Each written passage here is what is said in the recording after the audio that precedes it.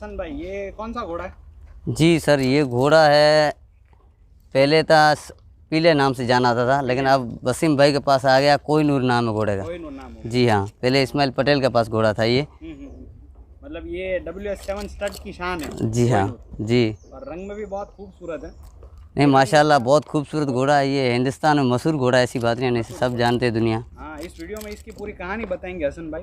पर जी। पहले, इससे पहले इसके जो रंग की खासियत है, इसे इंग्लिश में पैलोमिनो कहा जाता है। जी। और पूरी दुनिया में कोई भी नस्ल हो, जी। पर ये घोड़े का जो रंग है पैलोमिनो, जी। वो हर लोग पसंद करते हैं। और बाहरी विदेशी ब्रीड में भी ये रंग आता है। जी। पर हमारी हिंदुस्तान की सिर्फ 2 ही नस्ल में आता है, एक काठियावाड़ी और एक सिंधी। जी। मारवाड़ी में कलर आता नहीं है।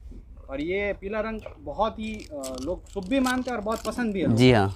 और ये बहुत कम मिलता है मेरे हिसाब से। बहुत कम। आपने ऐसे घोड़े कितने देखे होंगे? सर ऐसे कलर वाले तो घोड़े बहुत देखे, लेकिन ये जात है जो, देखो इसका नाक, इसकी आँख, इस घोड़े का कंडीशन पूरा ऐसा लगता है कि शायद भगवान ने इसे बनाया हुआ है, जो कुदरत ने बनाया खुद से बनाया जी हुआ सर। नहीं, बहुत खूबसूरत है घोड़ा।